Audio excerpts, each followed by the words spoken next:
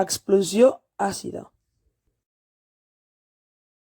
Aquest experiment requerim de globus, llimones, un ganivet i una taula de tallar per tallar les llimones.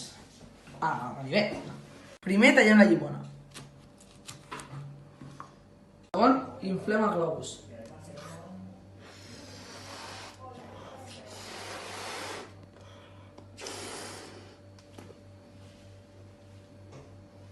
Ara tenim la llimona tallada i el globus inflat.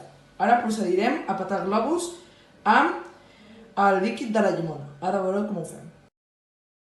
És una reacció química que el que fa és que els àcids de la llimona impactin contra les parets dels globus fetes d'hidrocarbur, fent així que es dissolguin i llavors el globo explota.